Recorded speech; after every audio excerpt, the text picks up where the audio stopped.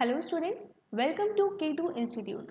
तो जैसे कि हम जानते हैं कि हम लोग चैप्टर नंबर 2 कर रहे हैं क्लास 12 पॉलिटी का, और बुक 2 है ये कंटेम्प्रेरी वर्ल्ड पॉलिटिक्स। और इसमें अब तक हम लोग चैप्टर 1 को अच्छे से समझ चुके हैं। Chapter 1 the end of bipolarity, हम लोगों ने बात करी किस तरीके से वर्ल्ड वॉर 2 के बाद दो मेजर पावर्स निकल कर आई थी, USA and USSR. Eventually USSR आपका डिसइंटीग्रेट हो गया तो एक इकलौती पावर यूएसए बची। बट यूएसए के साथ साथ हमने बात करी कुछ ऑल्टरनेटिव सेंटर्स ऑफ पावर की। मतलब चैप्टर 2 में हम क्या बात कर रहे हैं कि अलोंग विद यूएसए और कौन कौन सी पावर्स थी जो एमर्ज होकर आई थी, जिससे कि यूएसए जो था वो डोमिनेंट नहीं बन पाया। तो सबसे पहले हमने चैप्टर में बात करी यूरोपियन यूनियन की।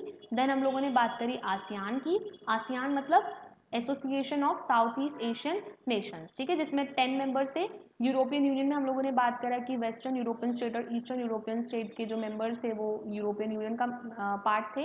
एंड उसमें किस तरीके से ब्रिटेन ने एग्जिट कर दिया। तो currently there are 26 member in the European Union, ठीक है। तो ये सब हम लोग बात कर चुके हैं। अब हम third alternative centre of power की बात करेंगे। मतलब इस समय में एक तीसरी ऐसी कंट्री थी जो बहुत रैपिडली ग्रो कर रही थी इंटरनेशनल लेवल पे, उसका बहुत इंपॉर्टेंट रोल प्ले वो करने लग गई थी, and that is our China. आज भी हम लोग जानते हैं कि चाइना किस तरीके से वर्ल्ड लेवल पे डोमिनेट करना चाहता है, ठीक है। एक टाइम पे यूएसए था जो डोमिनेट करना चाहता था, अब चाइना से हमको बहुत ज़्यादा खतरा है, क्योंकि चाइना जो है वो इकोनॉमिकली बहुत अच्छे से ग्रो कर रहा है and it is a major threat to the entire world, right. तो let's study about the rise of Chinese economy, कि किस तरीके से चाइना की जो इकोनॉमी है वो ग्रो करती है, राइट। ओके, तो this is the third alternative centre of power and our immediate neighbour. अब क्योंकि चाइना हमारा पड़ोसी है तो इसके बारे में तो अच्छे से हमें पढ़ना पड़ेगा। एंड ऑल्सो वी नो कि पाकिस्तान को बहुत अच्छे से सपोर्ट कर रहा है चाइना, तो मतलब चाइना और पाकिस्तान काफ़ी अच्छे फ्रेंड्स हैं, ठीक है। चाइना इधर से इंडिया की टेरिटरी पे इन्वेट करता है और पाकिस्तान इधर से इन्वेट करता है, तो ये हमारे दो अच्छे नेबर्स हैं, ठीक है। Okay, let's start studying about it. तो अभी अगर आप देखोगे तो चाइना की जो इकोनॉमिक सक्सेस है वो 1978 से स्टार्ट हुई है, ठीक है। और 1978 से ही हम कह सकते हैं कि चाइना जो है वो एक ग्रेट पावर बनने की जो एक रेस थी उसमें एंटर कर जाता है। China has been the fastest growing economy since the reforms first began there. तो चाइना में कुछ रिफॉर्म्स आए थे, कुछ उसके चेंजेस आए थे। हम लोगों ने चैप्टर की स्टार्टिंग में, अगर आपको याद हो तो, एक बैनर देखा था, एक पिक्चर देखी थी जिसमें कंपैरिजन था। Let me show it to you again. ये देखिए, तो स्टार्टिंग में हमने देखा था कि जो एक पोस्टर है आपका, ये कैसे बताता है कि चाइना वाले जो थे वो सोचते थे कि सोशलिस्ट रोड जो है वो ब्रॉडेस्ट है। मतलब कि initially China was following the socialist ideology. ये बात हम लोगों ने की थी कि initially China was following the socialist ideology, but later China ने क्या करा, प्राइवेटाइजेशन को फॉलो किया। प्राइवेटाइजेशन, या फिर हम बोल सकते हैं कि कैपिटलिज्म को अडॉप्ट कर लिया। तो हम देख सकते हैं कि चाइना के अंदर कितने ड्रास्टिक चेंजेस देखने को मिले इन टर्म्स ऑफ इकोनॉमी, ठीक है। तो अब हम देखते हैं कि वही कुछ रिफॉर्म्स आए होंगे जिससे चाइना सोशलिस्ट सोसाइटी से कैपिटलिस्ट सोसाइटी की तरफ एकदम से बढ़ा, और कितना अच्छे से चाइना ने ग्रो किया, राइट। तो let's get back to the topic. Yeah, तो it is projected to overtake the US as the world's largest economy by 2040। अच्छा, मैंने आपको चैप्टर में बताया था कि इनिशियली या प्रेजेंटली यूएसए की इकोनॉमी लार्जेस्ट है and followed by European Union. But ऐसा एस्टिमेट किया जाता है कि by 2040 China will become the first largest economy of the world, right. its economic integration into the region makes it the driver of the East Asian growth। तो इतना अच्छे से इसने अपनी इकोनॉमी को इंटीग्रेट किया है कि आने वाले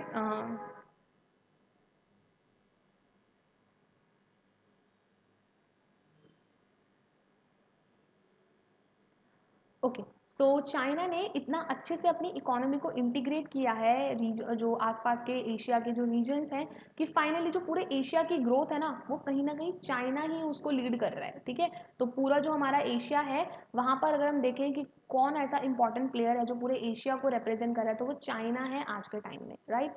there by giving its enormous influence in the Asian countries, ठीक है। तो आजकल के टाइम में जो एशियन कंट्री में जो रीजनल अफेयर्स हैं उनमें चाइना अपना काफ़ी इन्फ्लुएंस शो कर रहा है। क्यों? क्योंकि चाइना अल्टीमेटली इकोनॉमिकली बहुत स्ट्रांग हो गया है, और वही है जो एशिया को, पूरा एशिया की जो इकोनॉमी है उसको एक तरीके से लीड करता है, राइट।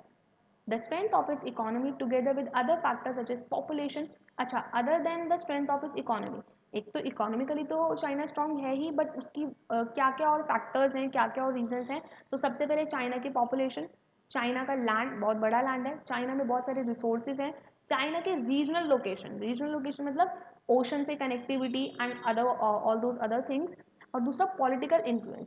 ये सारे कहीं ना कहीं चाइना को पावरफुल बना देते हैं, ठीक है। तो ऐसा नहीं कि सिर्फ इकोनॉमी की वजह से ही चाइना इंपॉर्टेंट है, चाइना पावरफुल हो रहा है, वो सब एडेड एफर्ट्स हैं, एडेड रीजंस हैं। क्या क्या रीजंस हैं? पॉपुलेशन भी एक रीजन है, लैंड मास भी एक रीजन है, resources, regional location and political influence, ये सब एक आप में अपने आप में एक रीजन है, क्योंकि जिससे कि चाइना क्या हो रहा है, पावरफुल हो रहा है। After the inception of the People's Republic of China in 1949, तो पीपल्स रिपब्लिक ऑफ चाइना एक पॉलिटिकल पार्टी है जो कब बनी? 1949 के अंदर बनी, following the communist revolution under the leadership of Mao. और उसके बाद में चाइना के अंदर 1949 के बाद चाइना के अंदर एक रिवॉल्यूशन आया। क्या रिवॉल्यूशन था? Communist revolution. और उसके लीडर कौन थे? माओ। तो आपने सुना भी होगा माओइस्ट, सुना होगा आप लोगों ने माओइस्ट ग्रुप, ठीक है। It's economy was based on the Soviet model. तो आप देख रहे हैं कि इनिशियली जो चाइना है वो यूएसएसआर के मॉडल को सपोर्ट कर रहा है, that means it is following the communist ideology, right. The economically backward communist China choose to sever its link with the capitalist world. But अब क्योंकि हम लोगों ने देखा कि किस तरीके से यूएसएसआर तो डिसइंटीग्रेट हो गया, तो that means communist ideology fail हो गई। चाइना को भी रियलाइज हुआ कि भाई कम्युनिस्ट आइडियोलॉजी जब तक थी तब तक तो कोई तरक्की नहीं हो पाई, तो क्या लेकर आना पड़ेगा? So now capitalism was required. तो कैपिटलिस्ट वर्ल्ड की तरफ चाइना ने अपने लिंक्स बनाने स्टार्ट करे, वहीं से वो लोग कैपिटलिज्म की तरफ मूव ऑन करना स्टार्ट कर गए। ओके, तो चाइना के पास ज़्यादा कोई चॉइस तो थी नहीं but to fall back on its own resources and for a brief period on Soviet aid and advice. तो जब ये ट्रांसफॉर्म कर रहे थे खुद को, तो डेफिनेट सी बात है कुछ तो अपने रिसोर्सेज के ऊपर इन्हें डिपेंडेंट रहना पड़ा, और थोड़े टाइम तक इन्हें यूएसएसआर से मदद मिली, ठीक है। तो यूएसएसआर की एडवाइस और एड की वजह से चाइना जो था वो खुद को ट्रांसफॉर्म करने में सक्सेसफुल रहा। The model was to create a state owned heavy industry sector from the capital accumulated from agriculture. देखो, अब मॉडल जो था चाइना का वो ये था कि जो हैवी इंडस्ट्री सेक्टर है ना वो तो स्टेट ओन्ड होंगी, मतलब कि वो गवर्नमेंट होंगी, from the capital accumulated from the agriculture.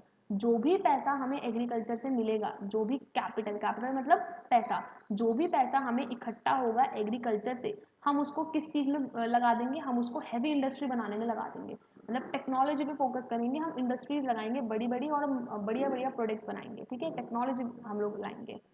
As it was short of foreign exchange that it needed in order to buy the technology and goods on the world market, China decided to substitute imports by domestic goods. अब क्योंकि China के पास ना foreign money नहीं थी, foreign exchange नहीं था, ठीक है। अब अगर चाइना को कोई टेक्नोलॉजी खरीदनी है तो उसके लिए फॉरेन एक्सचेंज चाहिए। तो इस चीज़ को टैकल करने के लिए चाइना ने क्या करा?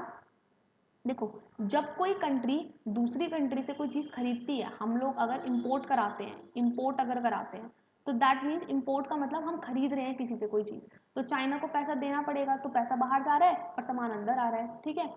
अब अगर चाइना खुद से ही वो सारी चीज़ें बनाने लग जाए, इन चाइना जो है अगर वो डोमेस्टिकली सब कुछ प्रोड्यूस करने लग जाए, तो उसे बाहर से कुछ चीज़ इंपोर्ट ही नहीं करनी पड़ेगी। जब इंपोर्ट नहीं करेंगे तो चाइना का पैसा चाइना में रह जाएगा। तो दैट्स हाउ उन लोगों ने डिसाइड किया कि भाई पहले तो अपनी डोमेस्टिक मार्केट को स्ट्रॉन्ग करो, ठीक है। जो भी आपके इंपोर्ट्स हैं उनको आप सब्सटीट्यूट करो, उनको रिप्लेस करो बाय डोमेस्टिक गुड्स, यानी कि हमें बाहर से कोई चीज़ ना मंगानी पड़े, हम सब चीज़ें खुद से ही प्रोड्यूस करेंगे। So that's how they solve their problem of foreign exchange, क्योंकि उनके पास फॉरेन एक्सचेंज कम थे, ठीक है। इस मॉडल से क्या हुआ? This model allowed China to use its resources to establish the foundation of an industrial economy on a scale that did not exist before.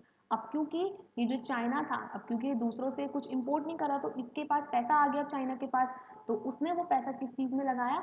अपने रिसोर्सेज को डेवलप करने में लगाया, और ऐसी बड़ी बड़ी इंडस्ट्री बना दी, ऐसी बड़ी बड़ी फैक्ट्रीज लगा दी, इतने बड़े स्केल पे लगा दी जिसने कभी सोचा भी नहीं होगा, जो पहले कभी एग्जिस्ट ही नहीं करती थी, ठीक है। Employment and social welfare was assured to all the citizen, और सारे सिटीजन को एम्प्लॉयमेंट एश्योरिटी दी गई कि भाई कोई बेरोजगार नहीं रहेगा, जो सरकार है वो वेलफेयर भी करेगी। And China move ahead of most developing countries in educating it's citizen and ensuring better health for them. तो आप देख सकते हैं किस तरीके से चाइना ने अपने ह्यूमन रिसोर्स के ऊपर भी काम करा, ठीक है। सबसे इंपॉर्टेंट उसने एजुकेशन पे ध्यान दिया, हेल्थ के ऊपर ध्यान दिया, और एजुकेशन, हेल्थ और सब चीज़ के ऊपर ध्यान दिया अच्छे से। अच्छा, एजुकेशन से क्या होगा, अगर आप अपनी पॉपुलेशन को एजुकेटेड रखोगे तभी तो वो आगे चल के काम करेगी ना। कोई अगर किसी पर्सन के पास कोई स्किल नहीं है, कोई एजुकेशन नहीं है, तो वो सोसाइटी के ऊपर एक लाइबिलिटी है, क्योंकि वो कुछ काम नहीं कर सकता। ऑन दी अदर हैंड अगर कोई एजुकेटेड पर्सन है तो that can contribute to the society. तो चाइना ने एजुकेशन के ऊपर ध्यान दिया। हेल्थ, अगर पॉपुलेशन हेल्दी होगी तभी तो काम करेगी ना, और अगर अनहेल्दी होगी तो अगेन एक लाइबिलिटी बन जाएगी। ठीक है, तो चाइना ने इन बहुत छोटी छोटी चीज़ों के ऊपर फोकस करा, जिसकी वजह से आज हम देख सकते हैं कि China is one of the largest economy, और 2040 तक अज्यूम करा जा रहा है कि चाइना क्या बन जाएगी, फर्स्ट लार्जेस्ट इकोनॉमी बन जाएगी। The economy also grow at a respectable rate of 5 to 6%। ये बहुत बड़ा परसेंट है कि हर साल जो चाइना की इकोनॉमी थी वो 5 to 6% रेट के हिसाब से ग्रो कर रही थी। But an annual growth of 2 to 3% in population meant that economic growth was insufficient to meet the need of the growing population. But problem एक और थी, ऐसा नहीं कि चाइना में सब बढ़िया ही चल रहा था, चाइना में एक प्रॉब्लम भी चल रही थी। क्या प्रॉब्लम चल रही थी? चाइना की पॉपुलेशन। हमें पता है कि चाइना की पॉपुलेशन नंबर 1 पर आती है, बट अभी तो 2023 के सेंसस के अकॉर्डिंग इंडिया ने हमने नंबर 1 पे आ गए हैं, चाइना सेकंड नंबर पे आता है। बट पहले इस साल से पहले अगर 2022 की बात करें तो China was the first largest populace nation. ठीक है, तो चाइना की जो पॉपुलेशन थी वो 2 to 3% के रेट पे ग्रो कर रही थी, और इकोनॉमी कर रही थी 5 to 6% पे। तो इकोनॉमी अच्छे रेट पे ग्रो कर रही थी, बट इस पॉपुलेशन की नीड्स को फुलफिल नहीं कर पा रही थी। राइट, तो ये एक मेजर वहाँ पे इशू था, growing population. Agriculture production was not sufficient. जितना भी एग्रीकल्चर चाइना के अंदर प्रोड्यूस हो रहा था, that was not sufficient to generate a surplus for the industry. ठीक है, तो जितना भी एग्रीकल्चर हम लोग प्रोड्यूस कर रहे थे चाइना के अंदर, वो सारा कहाँ चला जा रहा था? पॉपुलेशन को फीड करने में जा रहा था। इंडस्ट्रीज के लिए क्या कर गया चाइना की जो एग्रीकल्चरल था वो कम पड़ गया। ओके, तो in chapter 1 we discuss the crisis of the state control economy in the USSR. A similar crisis was to face China too. Its industrial production was not growing fast enough, international trade was minimal, and per capita income was very low. तो देखो, हम लोगों ने बात करी थी USSR वाले chapter में, जो हम फर्स्ट चैप्टर पढ़ रहे थे उसमें हमने बात करी थी कि जब गवर्नमेंट सारे रिसोर्सेज को ओन करती है तो उसके क्या क्या नुकसान हो जाते हैं। ठीक है, तो चाइना के अंदर भी सेम वही क्राइसिस थे, क्योंकि जो इंडस्ट्रीज थी वो क्या थी, अभी गवर्नमेंट ओन कर रही थी। ठीक है, अब गवर्नमेंट का मेन जो फोकस होता है वो सोशल वेलफेयर होता है। ठीक है, तो चाइना की जो गवर्नमेंट थी वो इंडस्ट्रीज के ऊपर अच्छे से फोकस नहीं कर पा रही थी। तो that's why we can say कि चाइना की जो इंडस्ट्रीज थी वो अच्छे से ग्रो नहीं कर पा रही थी, फास्ट रेट पे ग्रो नहीं कर रही थी। इंटरनेशनल ट्रेड बहुत कम था, बहुत मिनिमल था, पर कैपिटा इनकम भी बहुत कम थी। ठीक है, अब बात करते हैं कि चाइना ने उससे डील कैसे किया। ठीक है, the Chinese leadership took major policy decisions in the 1970s। तो 1970s में चाइना की जो सरकार थी उसने बहुत मेजर पॉलिसी में अपने चेंजेस लेकर आए। चाइना ने अपना ये जो था कि हम यूएसए के साथ पॉलिटिकल रिलेशंस नहीं रखेंगे, उसको तोड़ दिया, उसको एंड कर दिया। कब? 1972 के अंदर। देखो, हमने जब बात की थी कि कोल्ड वॉर वाला पीरियड चल रहा था और सब कंट्री या तो यूएसए के साथ या फिर यूएसएसआर के साथ अलाइन कर रही थी। राइट, तो हमने कहीं ना कहीं देखा कि चाइना जो था वो यूएसएसआर के साथ अलाइंड था। ठीक है, उन्हीं का मॉडल फॉलो कर रहा था, कम्युनिस्ट आइडियोलॉजी वाला, और उन्हीं से हेल्प ले रहा था। तो अगर चाइना यूएसएसआर के साथ अपने रिलेशंस बना के रखेगा, टाई अप बना के रखेगा, तो वो यूएसए के साथ ट्रेड नहीं कर सकता। ठीक है, बट 1972 में चाइना ने रियलाइज करा कि नहीं भाई, हमें यूएसए के साथ भी ट्रेड करना पड़ेगा, वरना हमारे प्रोडक्ट्स को खरीदेगा कौन। ठीक है, तो हमें यूएसए के साथ भी क्या करना पड़ेगा, फ्री ट्रेड रिलेशंस को एस्टेब्लिश करना पड़ेगा। राइट, तो 1972 में फाइनली चाइना ने ये जो अपना आइसोलेशन था कि हम यूएसए से बिल्कुल अलग रहेंगे in terms of political and economic respect, तो उसको तोड़ दिया। Premier Zhou Enlai propose the 4 modernisation. अब वहाँ के जो रूलर थे जिनका नाम था जॉ एंड लाई, इनका बहुत इंपॉर्टेंट रोल है। इन्होंने 4 मॉडर्नाइजेशन को प्रपोज किया, मतलब 4 ऐसी चीज़ें थी जहाँ पे इन्होंने बोला कि मॉडर्नाइजेशन की जरूरत है, मतलब चेंजेस लाने की जरूरत है। And these 4 areas were agriculture, industry, science and technology and military. तो इन्होंने 4 चीज़ें बोली कि भाई चाइना को इन 4 चीज़ों में चेंजेस लाने की जरूरत है इन 1973।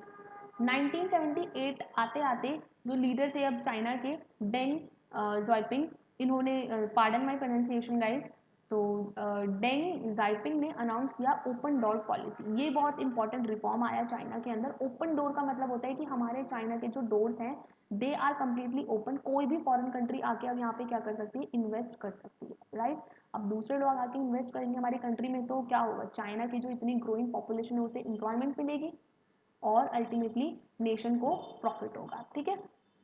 The policy was to generate higher productivity by investment of capital and technology from abroad. तो वही चीज़ है कि बाहर के लोग जब चाइना के अंदर आके कोई फैक्ट्री लगाएंगे तो सबसे पहले तो एम्प्लॉयमेंट मिलेगा, दूसरा वो अपनी टेक्नोलॉजी को यहाँ लाएंगे तो हमारे चाइना वाले भी कुछ टेक्नोलॉजी को सीख लेंगे, ठीक है।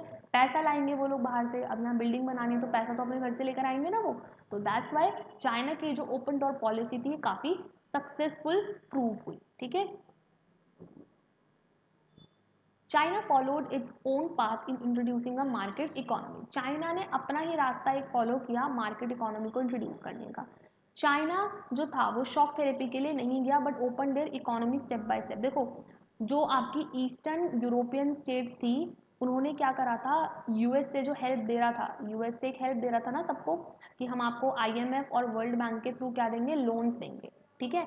बट उसके बदले यूएस से क्या कर रहा था, यूएस से क्या कर रहा था, इन सारी ईस्टर्न यूरोपियन स्टेट्स को बोल रहा था कि आप हमारे साथ ओपन ट्रेड करो, मतलब कि जैसे कि ईस्टर्न यूरोपियन स्टेट्स हैं तो हमने बात करी थी कि यूएसए के सारे लोग जाके क्या कर रहे थे, ईस्टर्न यूरोपियन स्टेट्स में ज़मीन खरीद रहे थे, है ना। तो चाइना ने कहा कि नहीं नहीं नहीं नहीं, we don't want your help, although हम अपनी इकोनॉमी को धीरे धीरे खोल रहे हैं सबके लिए, बट हमें आपकी हेल्प की जरूरत नहीं है, ठीक है। प्राइवेट हम लोग, क्योंकि देखो चाइना भी अभी तक क्या कर रहा था, चाइना भी कम्युनिस्ट आइडियोलॉजी को फॉलो कर रहा था, बट अब चाइना क्या कर रहा है, कैपिटलिस्ट आइडियोलॉजी की तरफ मूव कर रहा है, ठीक है, just like all other Eastern European states. But China ने बोला कि no no no, we don't want your help, हमें तुम्हारी जरूरत नहीं है, वरना तो चाइना में भी वही सीन हो जाता कि यूएसए वाले आके सारी जमीन खरीद लेते चाइना की, ठीक है। तो चाइना ने धीरे धीरे स्टेप बाय स्टेप अपनी इकोनॉमी को ओपन किया। The privatization of the agriculture in 1982 was followed by the privatization of industry in 1998. तो चाइना ने बड़े अच्छे से अपनी इकोनॉमी को हैंडल किया, ऐसा नहीं था कि एकदम ही कि सारी चीज़ें जो स्टेट की थी अब एकदम से क्या कर दिया, उसको प्राइवेटाइज कर दिया, नो, चाइना ने ऐसा नहीं किया। चाइना ने पहले एग्रीकल्चर को एक धीरे धीरे फेस्ड मैनर में प्राइवेटाइज किया।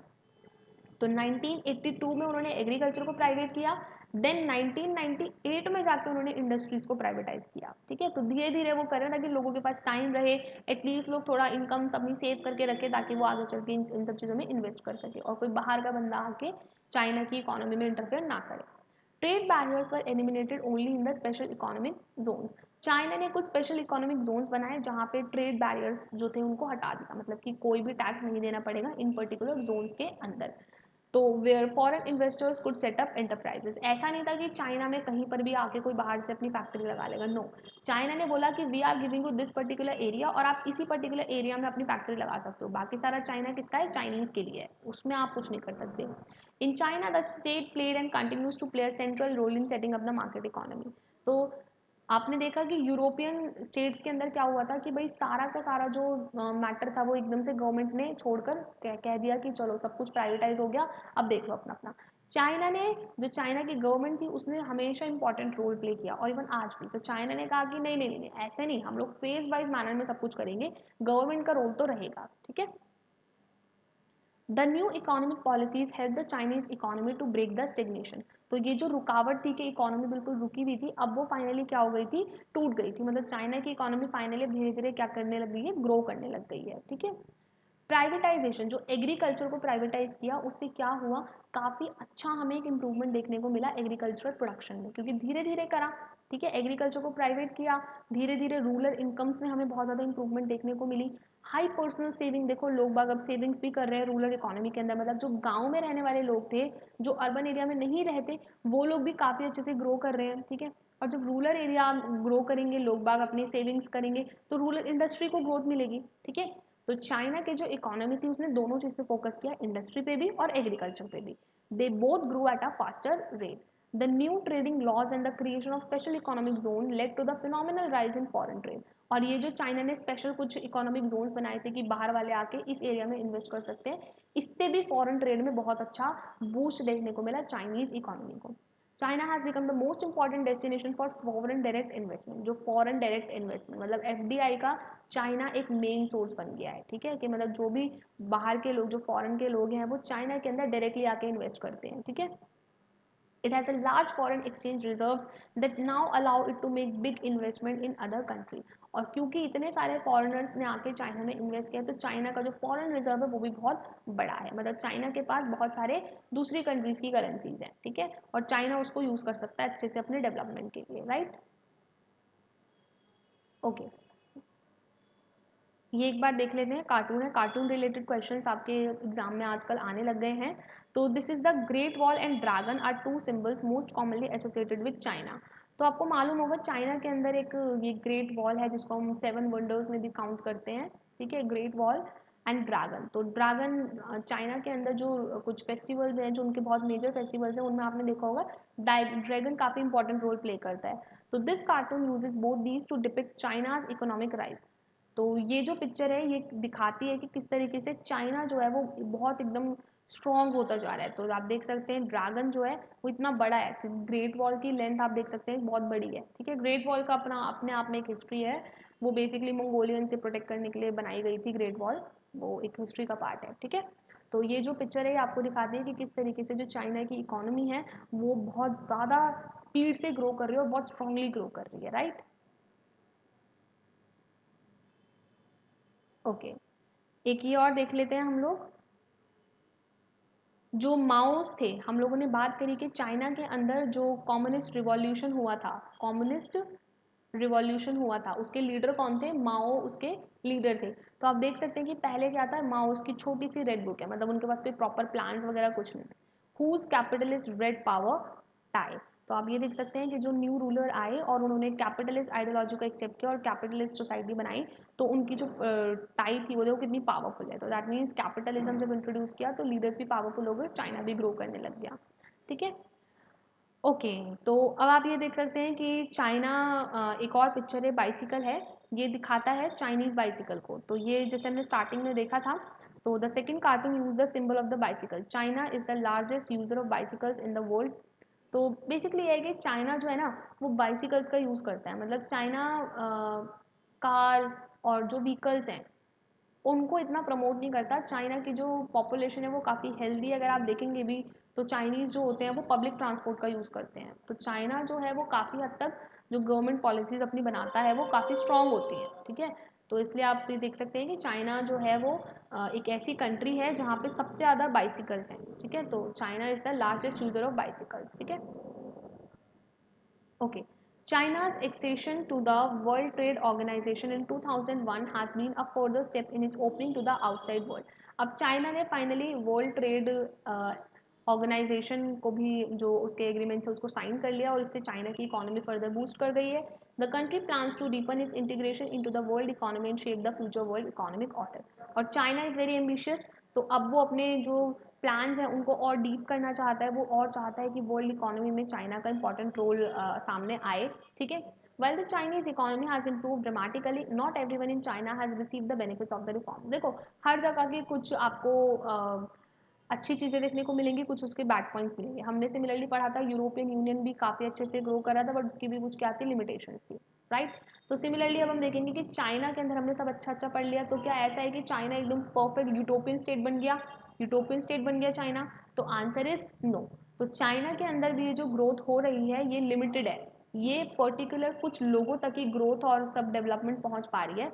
चाइना का एक मेजर चंक है जो आज भी इस डेवलपमेंट को नहीं इंजॉय कर पा रहा है, ठीक है। तो इतना सब कुछ होने के बाद भी, इतने सारे चेंजेस आए, इतने सारे रिफॉर्म्स आए, इसके बाद भी क्या देखने को मिलता है, that unemployment has risen in China with nearly 100 million people looking for jobs, right. तो इतने सारे रिफॉर्म्स आने के बाद भी हम देखते हैं कि चाइना के अंदर अनएम्प्लॉयमेंट का रेट बहुत ज़्यादा है। अगेन अगर हम लोग बात करें फीमेल की कंडीशंस की, तो female employment and conditions of work are as bad as in Europe of the 18th and 19th century. तो जो हालत यूरोप की थी 18th और 19th सेंचुरी में, वो हालत चाइना की आज है इन terms of female employment, right. Environmental degradation and corruption, सबसे मेन तो वही है कि चाइना के अंदर इन्वायरमेंट को लेके कोई प्रॉपर पॉलिसीज नहीं है, इन्वायरमेंट को लोग बहुत डिग्रेड करते हैं एंड करप्शन बहुत ज़्यादा है, ठीक है। तो इसकी वजह से क्या होता है, जो रूरल और अर्बन एरियाज हैं उनके बीच में बहुत सारे डिफरेंसेस आ जाते हैं, इकोनॉमिक इनइक्वालिटी आ जाती है। जो रूरल एरिया वाले हैं वो लोग कहीं हद तक पीछे रह गए, अर्बन वाले आगे बढ़ गए। And coastal and inland provinces, coastal मतलब जो जिनका लैंड, जिनका बॉर्डर ओशन के साथ शेयर होता है। अब जाहिर सी बात है चाइना का एक जो मेजर सोर्स है इनकम का वो ट्रेड है, ठीक है। तो जो लोग यहाँ पोर्ट वाले एरिया में रहते हैं, जो लोग कोस्टल एरिया में रहते हैं, तो डेफिनेट सी बात है कि वहाँ पे ट्रेडिंग सेंटर होंगे तो उनको फायदा होगा। बट जो लोग अंदर रहते हैं उनके पास कोई एक्सेस नहीं है ओशन का, ठीक है, तो वहाँ पर भी डेवलपमेंट कम देखने को मिलती है, right. However, regionally and globally, China has become an economic power to reckon with. But अगर रीजनली एंड ग्लोबली देखें तो चाइना काफ़ी एक स्ट्रॉन्ग इकोनॉमिक पावर बन गया है। The integration of China's economy and the interdependencies that this has created has enabled China to have considerable influence with its trade partner. अब क्योंकि चाइना इतना अच्छे से इंडिपेंडेंट हो गया है और चाइना की इकोनॉमी इतनी ग्रो कर गई है, और तो डेफिनेट सी बात है कि कहीं ना कहीं जो चाइना है वो अपने ट्रेड पार्टनर के साथ जब ट्रेड करेगा तो उसका इन्फ्लुएंस रहेगा। Hence, its outstanding issues with Japan, US, ASEAN and Russia have been tempered by economic considerations. तो बेसिकली जो चाइना के थोड़े बहुत कॉन्फ्लिक्ट चलते हैं जापान यूएस वगैरह के साथ, तो क्योंकि चाइना अब एक इकोनॉमिक पावर बन गया है, तो अब सारी चीज़ों को देखते हुए ये लोग थोड़ा सा शांत रहते हैं। It hopes to resolve its differences with Taiwan, but हाँ एक इंपॉर्टेंट चीज़ है कि चाइना के ताइवान के साथ रिलेशन बिल्कुल बेकार है, ठीक है। जो चाइना है, ताइवान यहाँ पर है, तो चाइना कहता है कि ताइवान हमारा ही एक रीजन है, हमारा ही एक स्टेट है। ऑल्दो ताइवान क्लेम करता है कि इट इज़ एन इंडिपेंडेंट या ऑटोनॉमस स्टेट, ठीक है, ऑटोनॉमस स्टेट है। तो होप करता है चाइना कि ताइवान के साथ भी उसके जो डिफरेंसेस हैं वो सॉर्ट आउट हो जाएं, which it regards as a renegade province by integrating it closely into its economy, ठीक है। तो वही है कि वो चाहता है कि जो ताइवान है वो हमारी कंट्री, हमारा कंट्री का एक हिस्सा बन जाए, बट ताइवान क्लेम करता है कि हम एक इंडिपेंडेंट नेशन है। Fears of China's rise have also been mitigated by its contribution to the stability of the ASEAN economies after the 1997 financial crisis. देखो, चाइना का एक हमें डर था कि चाइना की जो इकोनॉमी है वो ग्रो कर रही है, तो चाइना कहीं ना कहीं डोमिनेंट बन सकता है नेचर में, फ्यूचर में। बट हम लोगों ने देखा कि जब आसियान इकोनॉमीज में 1997 के बाद जो थोड़े फाइनेंशियल क्राइसिस आए थे, तो चाइना ने कंट्रीब्यूट किया था, ठीक है। तो अब उससे लगता है कि नहीं नहीं चाइना अच्छा है, इतना बुरा भी नहीं है, चाइना ने कंट्रीब्यूट किया था आसियान इकोनॉमीज को ग्रो करने के लिए, ठीक है। Its more outward-looking investment and aid policies in Latin America and Africa are increasingly projecting it as a global player on the side of developing economies. दूसरा क्या है कि चाइना जो है वो काफ़ी हद तक जो लैटिन अमेरिकन कंट्रीज है, लैटिन अमेरिकन मतलब जो साउथ अमेरिकन है, जैसे ये नॉर्थ अमेरिका और ये साउथ अमेरिका है, तो यहाँ जो ब्राज़ील, अर्जेंटीना, पैराग्वे, उरुग्वे, इन सब में चाइना काफ़ी हद तक हेल्प करता है, इन्वेस्ट करता है, और अफ्रीका के अंदर भी चाइना बहुत इन्वेस्ट करता है। तो इससे हमें पता चलता है कि it is projecting as a global player on the side of developing economy, मतलब कि चाइना जो है वो डेवलपिंग इकोनॉमीज में काफ़ी मेजर रोल प्ले कर रहा है। Okay, I hope the topic was clear to you.